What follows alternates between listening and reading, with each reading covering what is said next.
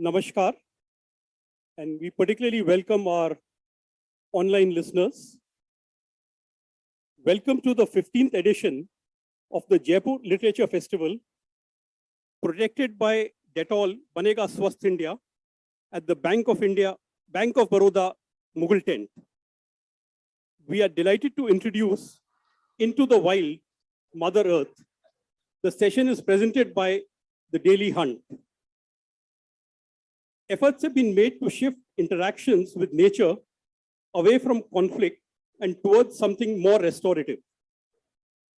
Award-winning British poet, novelist, and non-fiction author Ruth Padel combines natural history and travel writing in Tigers in Red Weather, a quest for the last wild tigers on tiger conservation in India, especially and marking the tigers as an umbrella species. Award-winning wildlife conservationist Neha Sinha's recent book, Wild and Wilful, examines 15 iconic Indian species in need of conservation. The wildlife conservationist and author seeks the resolution of the human-animal conflict by way of local solutions, reconciliation, and conquering the fears of the unknown, usually harmless and occasionally dangerous.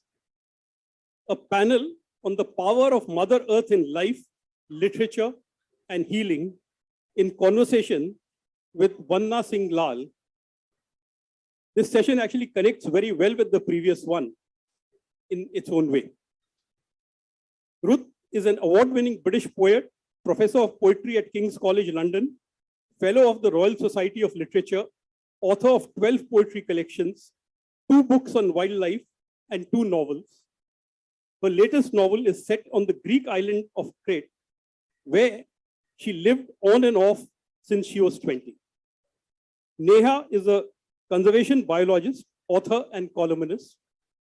Her critically acclaimed first book, Wild and Wilful, tells the story of 15 of India's most iconic wildlife species. She heads conservation and policy at the Bombay Natural History Society and is a leading commentator on environment, writing for Hindustan Times, The Hindu, Bloomberg, Quint, Telegraph, and others.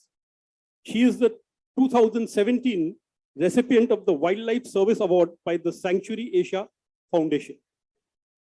Vanna is a forester and a writer, while living, observing, and trying to align the world inside her head with the real world around her. Sing, in the words of D. Lillo, grew into the novelhood.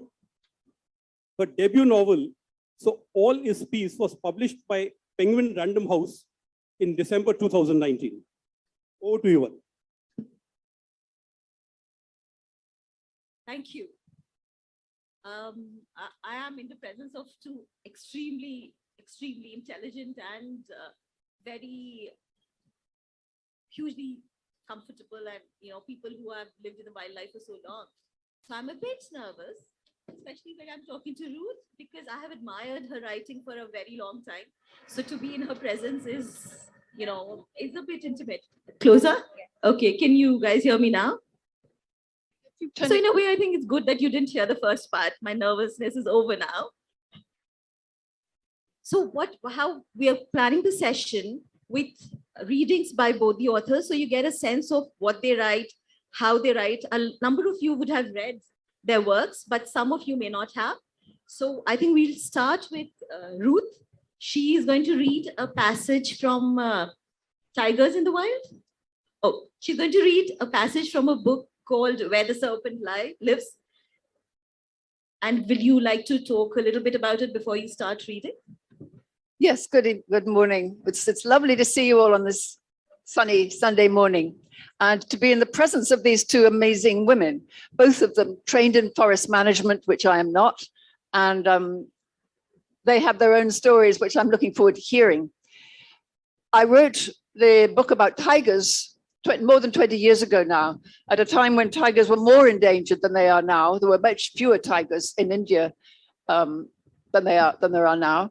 But after that, I wrote a novel about with heroes who are king cobra specialists, herpetologists in the wild.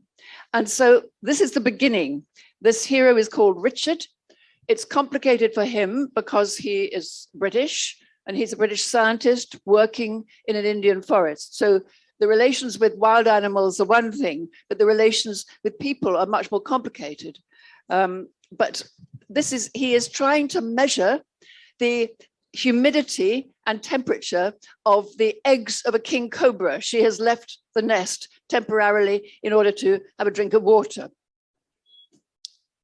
The eggs were soft, like tennis balls. There were no leeches, but a few mites.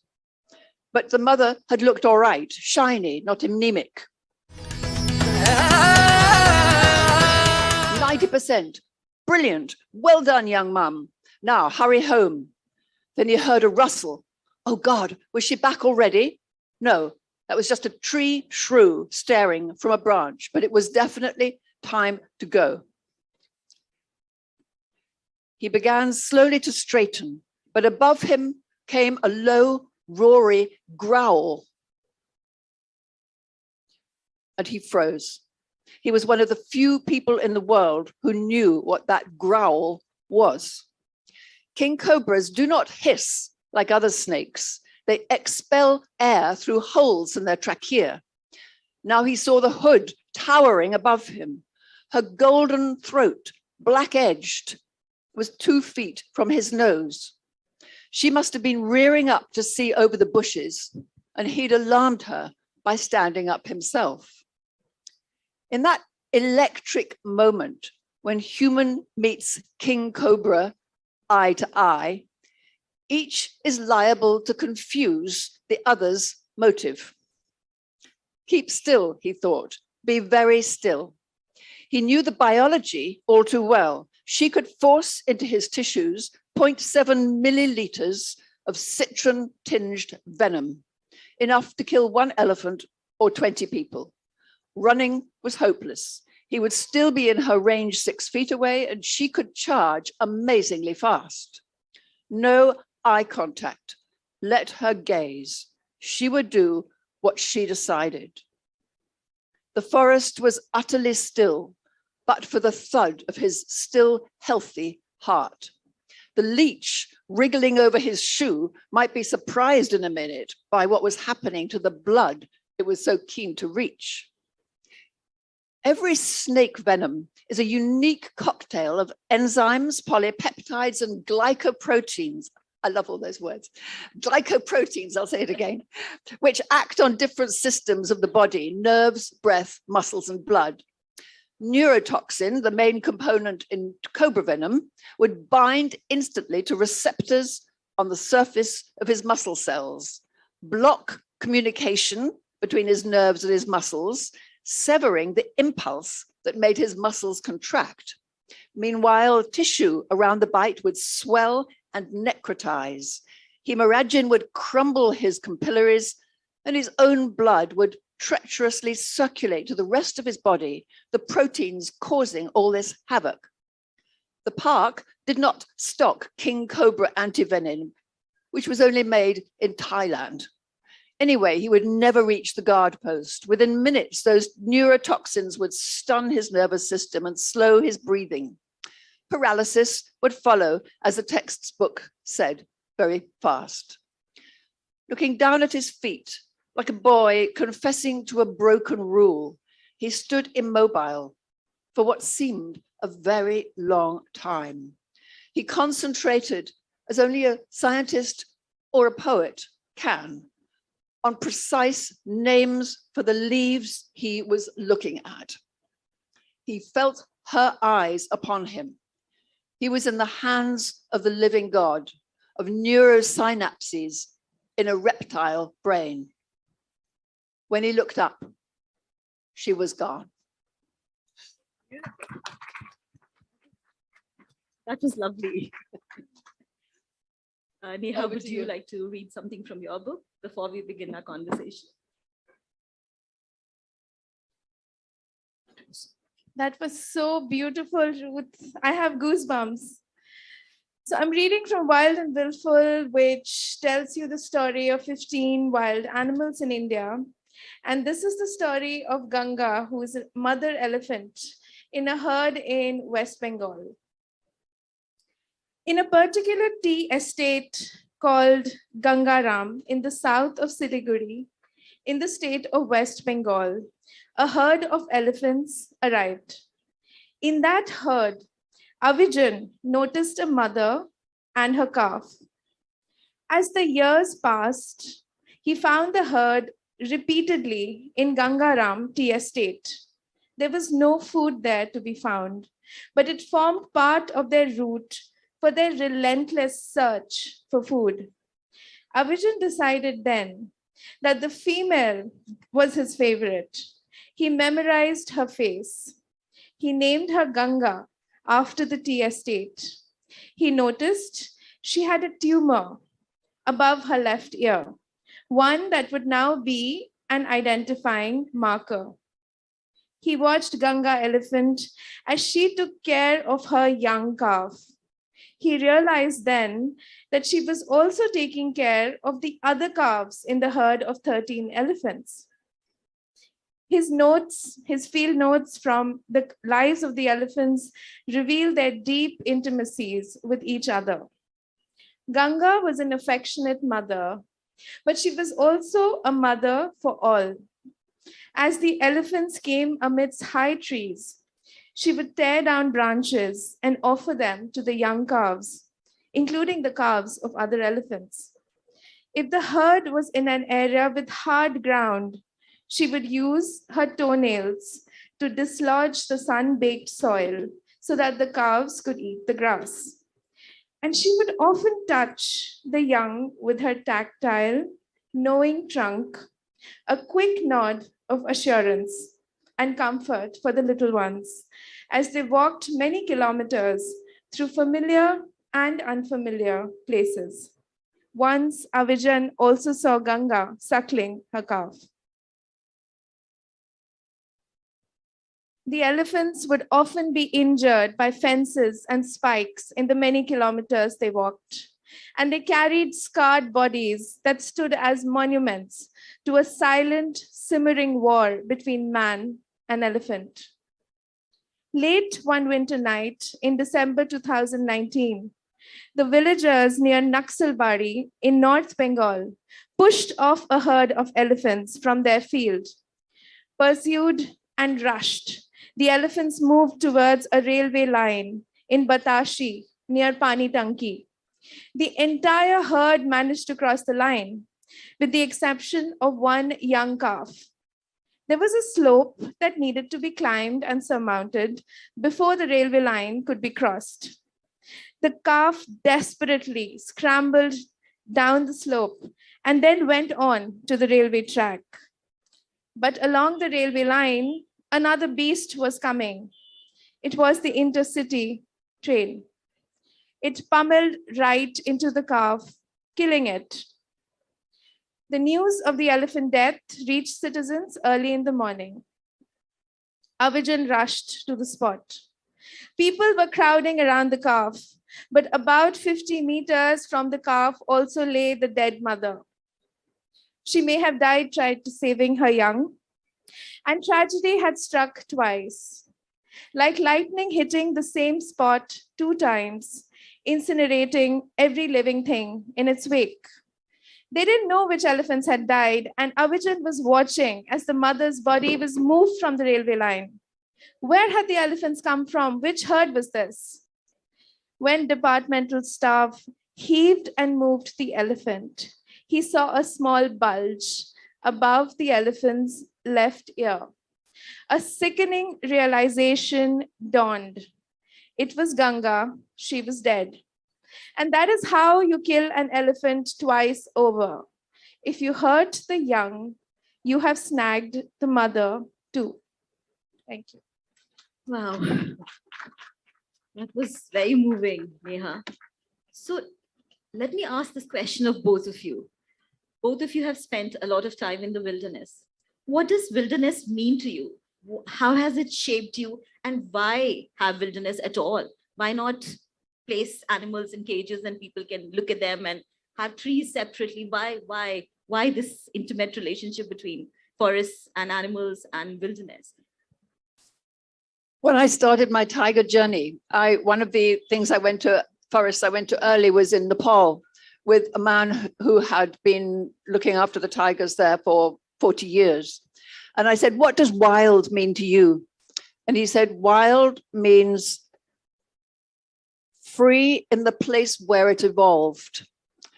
And I was on the trail for tigers, and I understood that the place where it evolved, the tiger belongs to the forest belongs to the tiger. That's what happens in the Mahabharata. You said, do not take the tiger out of the forest. The forest belongs to the tiger is the guardian of the forest. They belong together. And I think that's one of the things that a forest, above all, there are so many different ecosystems in India and across the world, but the forest is the one that I am closest to and know most about. And of course, that's one of the most important ones for India. The forest is the home of the wild animals, and we are guests in it. And that's what the wilderness means to me. It's the animals' home. And it's one of the reasons that I loved the Jungle Book when I was very young, is that it's the animals' home, and we are there as guests to learn. I was just at the Raga session just before, I don't know anybody else's, and one of the wonderful singers says, the learning never stops. And that is also true about wilderness. The learning never stops. Lovely. Yeah. I like places that are not arranged by people. And Wild and Wilful, the title actually comes from the idea that there could be willfulness and agency of the wild animal.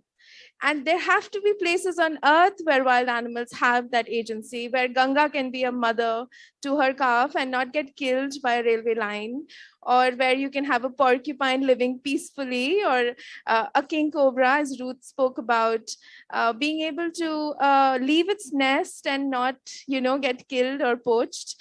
And as a woman as well, I feel often afraid or hesitant to be around many people that I don't know.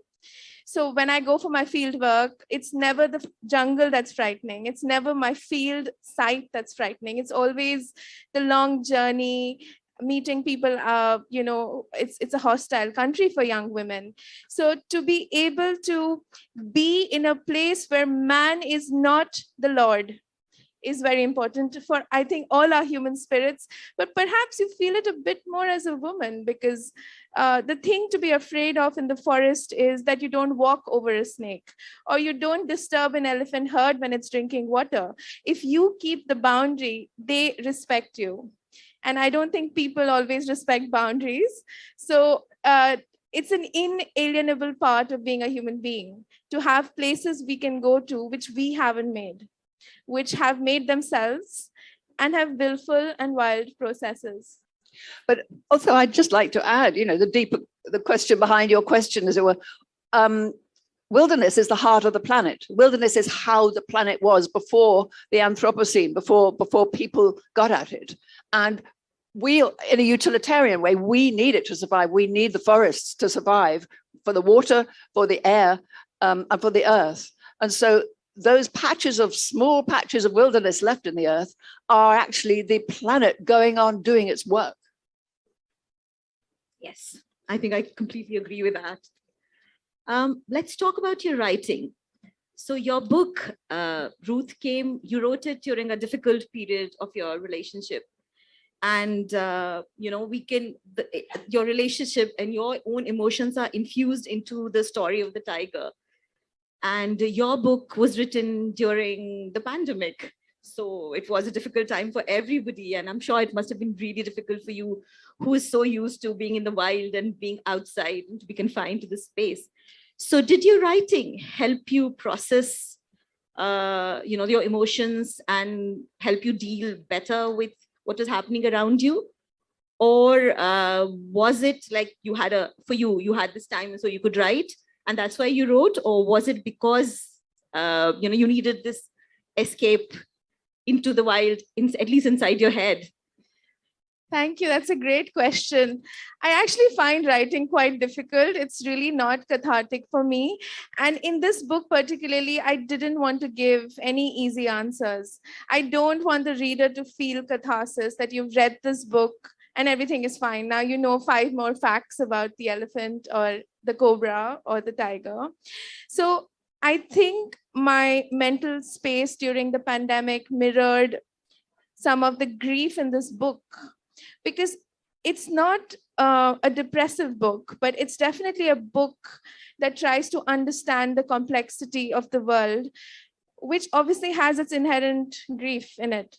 And it was written in 2020, which was the first wave, and we didn't know what COVID was. And it was almost a self-fulfilling prophecy, because we thought the world was ending. And this is not a gloom and doom book, but it also has a lot of passages on what we're doing wrong and what we can do right. So at that time, everybody was talking about when COVID is over, we will be better. We will be better towards the earth, towards Mother Earth, and we will notice the bird outside our window. And I don't know if it's an opportunity that's gone. It was very difficult to write this book. And also I have a day job. So it's kind of like a 2 a.m. book. Like everything was written at 1 a.m. and 2 a.m. But I'm happy that it came at the time that it did, because even though we didn't have the book launches, etc., I think people today are thinking about the wild, about the thing outside the window, about our place in this world, because we are so fallible after getting COVID, after seeing our loved ones suffer a disease that wasn't even a thing a couple of years ago.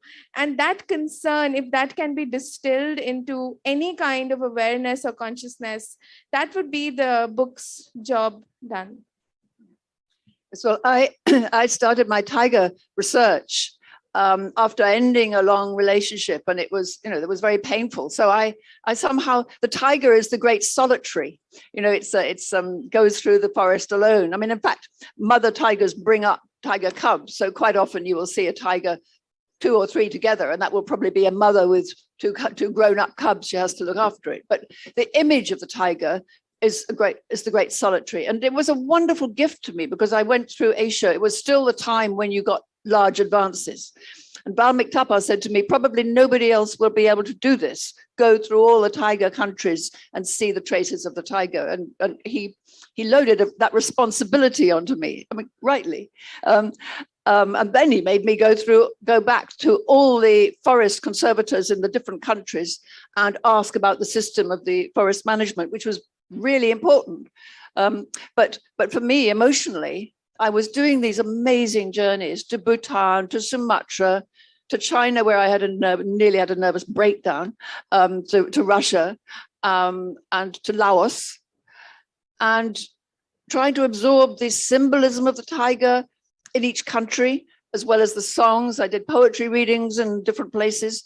So it was a very full time. And then the writing up at the end of a trip. I remember getting on a plane after Sumatra in Bangkok and heaving a sigh of relief, having written up all my notes, and then thinking, nobody can get at me for 12 hours. I'm going to sit on this plane and absorb and process what I have seen and write. And so the writing for me, when it is a delight. When I write prose, it's very sort of exciting. And writing poetry is something quite different. It's much more distilled, and it might come in little bits and things like that. Would you like me to read a poem? I mean, you mentioned that. That would be lovely. When in Sumatra, I was in a car, a jeep, and we were going over these large sort of mountain roads, very far from anywhere, and a huge water monitor. I mean, it's about as big as this. Sort of suddenly came into the road. It was very exciting and all that. But then suddenly the car ground to a halt, and the generator or something or other had fallen out of the engine. So we had a 10-hour wait by the side of the road. And I got out of my laptop some little Chinese poems. The Chinese, in a way, were the villains of my book, because of their system of Chinese medicine and the Chinese bones, the poaching, the tiger skins that is driving so much of tiger poaching. I mean, there were lots of wonderful Chinese scientists I met, but the system was the villains. But there were these beautiful little poems written on tiger paintings traditionally. And so I had written some of them down. And I made this poem out of it, sitting by the side of the road in Sumatra, waiting for the, whatever it was, to come along. Well, I can just say that.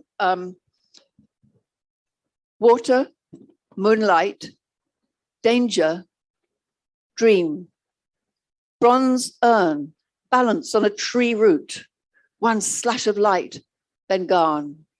A red moon, seen through clouds, or almost seen. Treasure, found but lost, flirting between the worlds of lost and found. An unjust law repealed.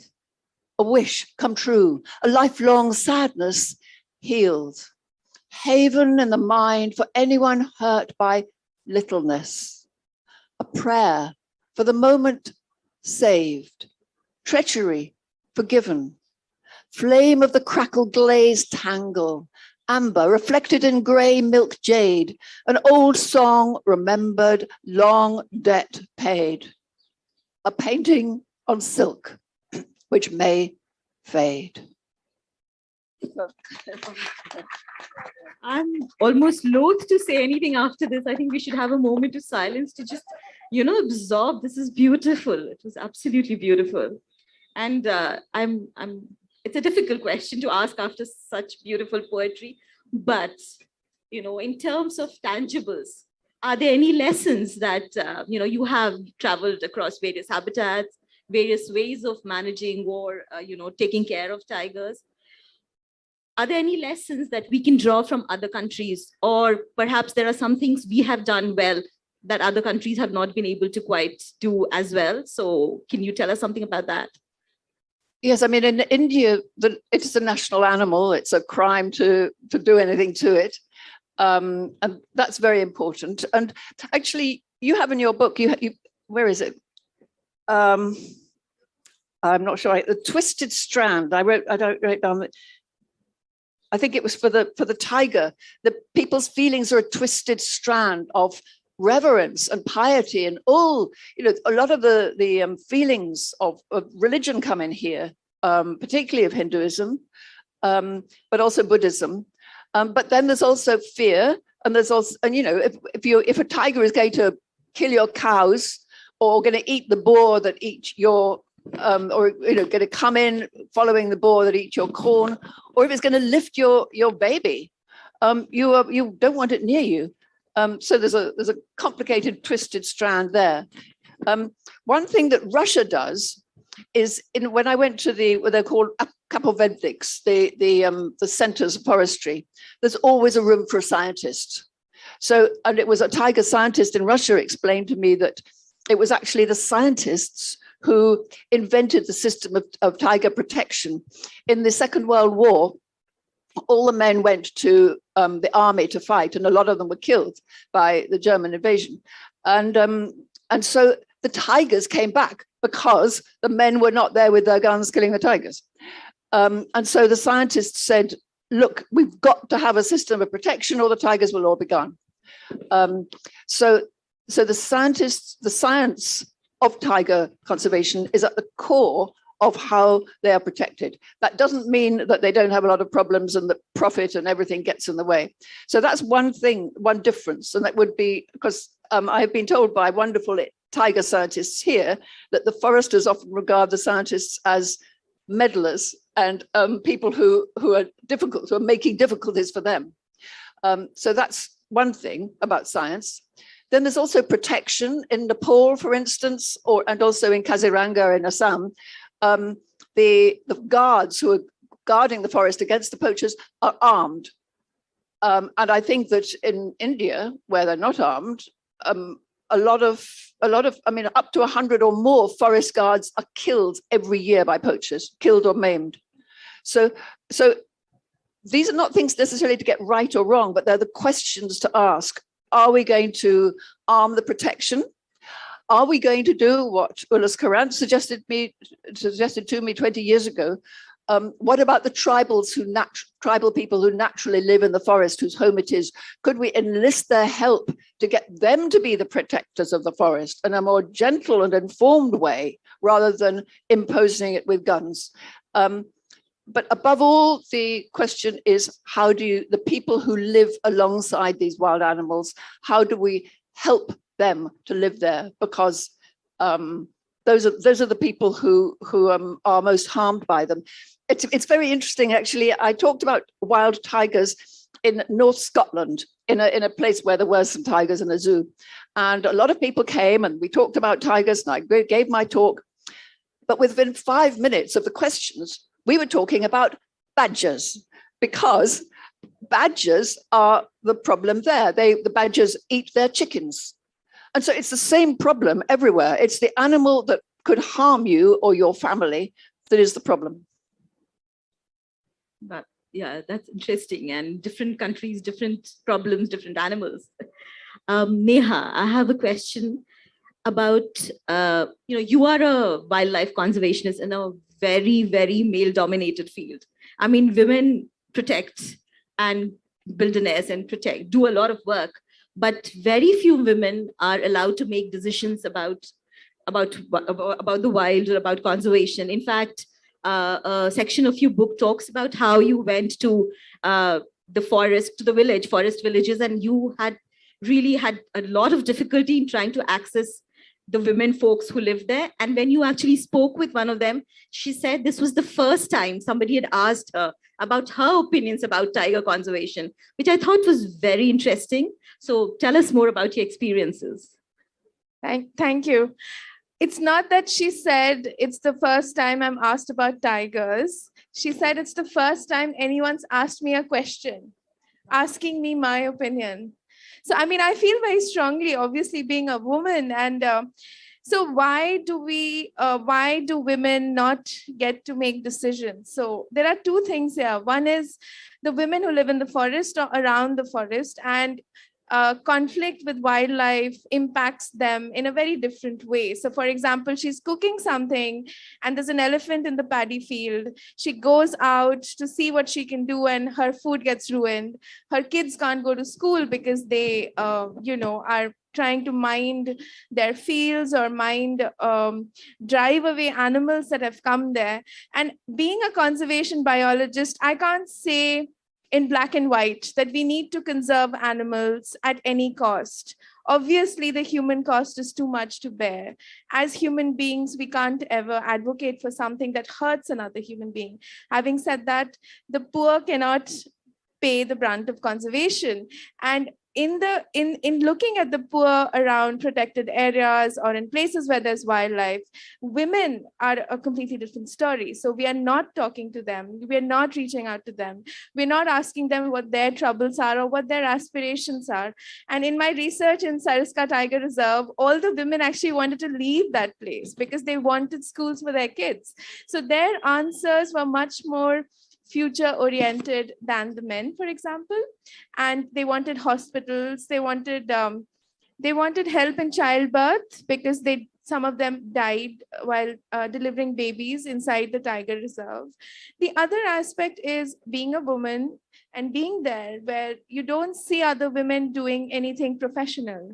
So obviously, there's a complete lack of being even visually being able to see a woman. So you don't have a woman in the forest department or in the local district administration. So whenever you go, you're viewed like some museum piece or something weird. Like, it's very suspicious. Like, why are you here? Like, what are you doing?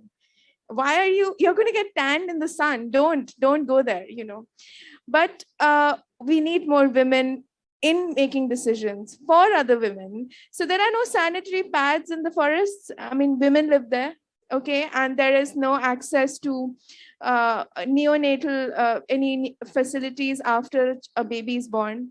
So do we want to keep people like that? Do we romanticize them so much that we don't want them to have that facility? Or do we talk to them, figure it out along with what they want, to figure out a conservation a way ahead? And I think conservation, it's like a patchwork blanket. There's no one solution. And there is no way that we don't listen to what the women say. And I say, you go to a community, talk to the women first. It always takes more time, but it's always much more rewarding and enriching. They are living in the future. Their issues and concerns are always to do with 5 years from now. So they're very forward thinking in that way. And in terms of having electoral representation, women who are tribal women who are living in the forest don't have any usually. And I am very, interested in being able to highlight what they feel and bring that out in the conservation discourse, because there's no reason why conservation needs to be left just to conservationists. It must be science driven, but it must also have a social conscience and a feminine conscience at that. Lovely answer. And I completely agree with that. But I think we are kind of running out of time. So this is the time when audience can ask any questions that they want to. I can see hands being raised.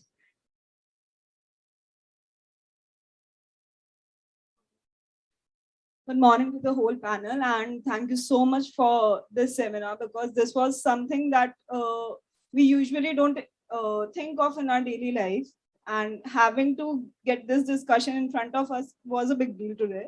So my first question goes to Ma'am Ruth. So you spoke about symbolism that you tried to extract from tigers. So what was the moment when you finally extracted the kind of symbolism that you needed in your life at that time?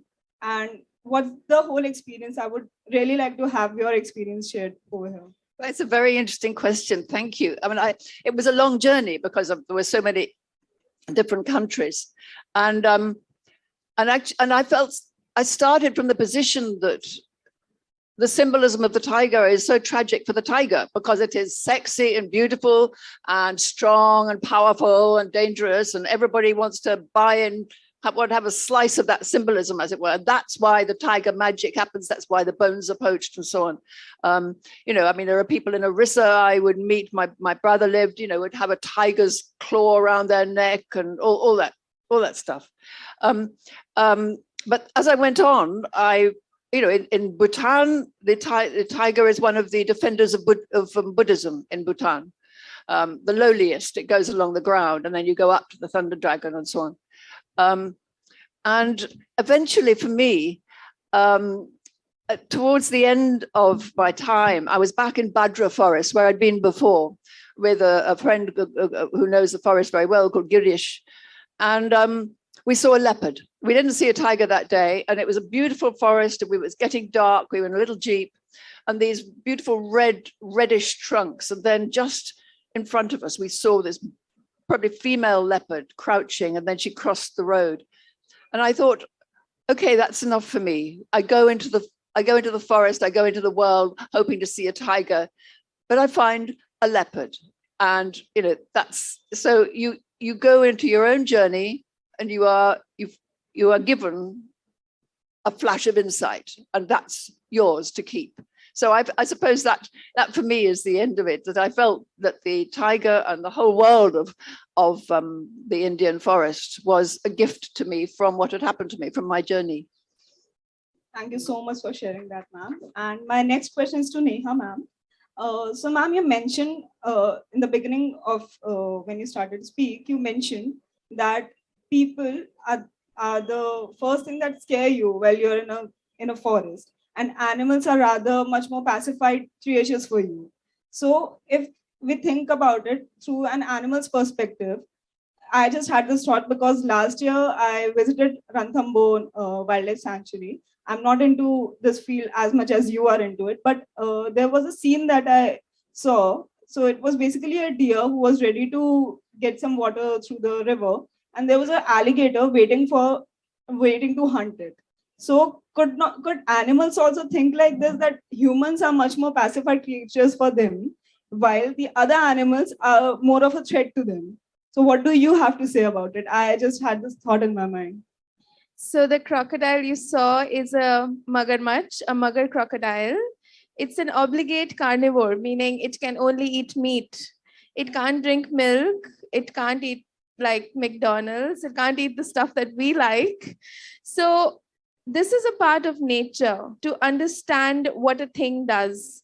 A crocodile is a top predator, and a deer is a prey animal. So a deer is going to browse on leaves, and that's all that it eats, plants and vegetable matter. And a crocodile is going to eat meat. We are the only ones who eat everything, but animals usually have specific dietary choices. So, for example, a venomous snake like a cobra or a king cobra or a Russell's viper, do we hate it because it has venom, or should we accept it for what it was meant to do, which is to kill its prey with its venom so that it can live and also raise its young? So the king cobra is the only snake we know of that actually builds a nest for its eggs. It will make a nest, the mother will sit on the nest and keep the eggs warm, and she's going to eat other snakes. So she doesn't, she's not vegetarian. So I think understanding nature is also understanding, having an acceptance of the various kinds of things that are there in the world. And I don't think a crocodile is evil. I don't think a venomous snake should not exist. I think they should. They are not evil. That's just what they're supposed to do. And if you respect them, I have walked into cobras many times in the forest and I've never been bitten. That's why I'm here. I'm not dead. So if you respect their boundaries, they respect you. I've always had that experience. And I've also walked into tigers and rhinos, wild buffaloes, leopards on foot. I was on foot because I was walking a transect doing a survey. And it was all right. I kept my distance and they kept theirs. I'd like to add a little bit to that, which is that it's very distressing for us to see an animal killing another animal. I mean, the worst that happened that I saw was in Kenya, and we watched an old lioness bring down a zebra. She was very close. It had been a long chase. I think she was an old lion. She was by herself, which is unusual. And it happened, the zebra was as close to me as you are. And we were in the Jeep. And what they don't let you hear on the wildlife films are the cries. The crying of that zebra as it gradually died was awful. Then we sat very still. The lioness was exhausted. She was panting like that. Then we heard the most awful noise, a sort of chittering noise all around us. And it was the hyenas. We had seen a den of hyenas with cubs and everything before. And they were going to destroy the lioness. And she looked up and around like this. And, her eyes were going like this. And there was a dead zebra. And then she tried to make a break for it. And they ganged up against her. But our Jeep guy, the driver, drove. He thought that we wanted to go closer. There was nothing I wanted less than to see another animal killed before my eyes. But because he moved and because the lion was more used to Jeeps than the hyenas were, they fell back a bit and the lion streaked away. And then we were right close to the zebra. And for 40 minutes, those hyenas went into it and they start eating the stomach first. And the smell was awful. Shreds of flesh came up in the air and were flung on us. So all that aspect of nature is distressing to us, but it is how that world works. And the human beings are, as we say, are different, and we are guests in it. And we should not try and stop it happening. I just need to add that you must have seen The Lion King, in which the hyenas are the bad guys, but they're not. That's just a Disney film. The hyenas are scavengers and they have to eat other animals. It's all right. It's all right for the hyenas to eat. They need to eat too.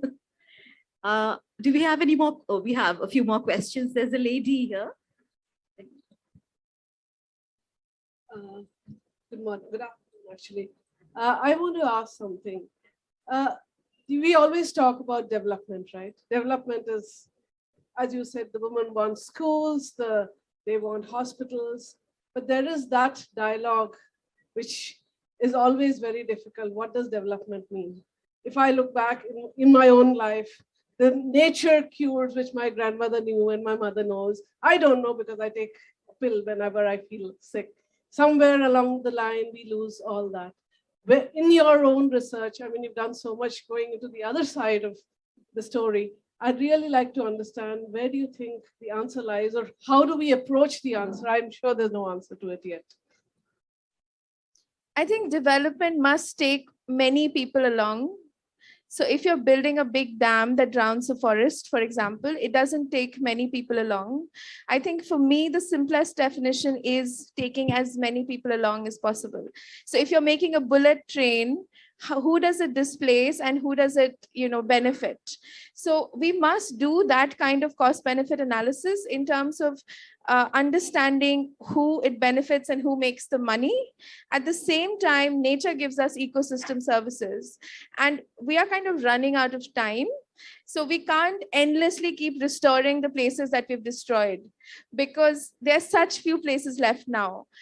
I would say we need to do environment impact assessments of every project, every large project, but also do social impact assessments that look at whether people get displaced, because they say in India that someone must pay the price for development. This is a very common phrase that policymakers often use.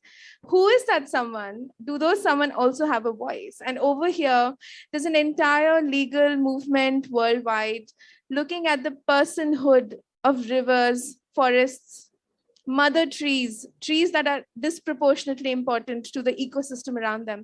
And that's a very interesting conversation, because there are certain features in the topography which are invaluable.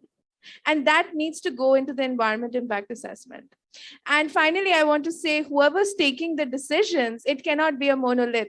So it can't just be a Niti Aayog, which has never gone to a forest or never tasted the waters of a Himalayan stream, or never, felt the trunk of a tree, right? And the millions of years it takes for it to be in that place at that time. So. I also, Gandhi said, there is enough in the world for everybody's need, but not for everybody's greed. And there's the war in Ukraine at the moment, and for Europeans, it is a question of how much do we rely on Russia's gas and oil, and should we be relying on it anyway? Bringing up this terrible war is bringing up the whole question of energy. What is the cost of our dependence on fossil fuels is a huge question. And you're absolutely right. I mean, development is the most loaded word in the language, and perhaps development is not always going forward. I think we've run out of time. I'm so sorry. You can ask them questions outside, I think. By the book signing, I'm going to. Yes, we'll be signing books. Yes. Signing books on the left. This is Neha's book here, Yes, Wild and Wilful. Neha's book. This is Ruth's book. And there's another book. So Thank you so much, Ruth Padel, Neha Sinha, and Vandana Singh-Lal. This session was presented by Daily Hunt. And all three of them will be signing their books right here by the book signing. Grab your copies and they'll be right there.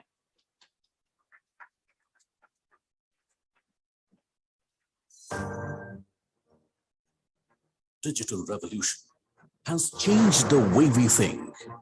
And in this era driven by information and technology, we at Daily Hunt are committed to our mission. Daily Hunt was born with a mission to empower the next billion Indians to discover, consume, and socialize content which entertains and enriches them. Since our inception, we have been pioneering the online news aggregation world, started with 700 print partners. We have successfully moved to recommendation-based,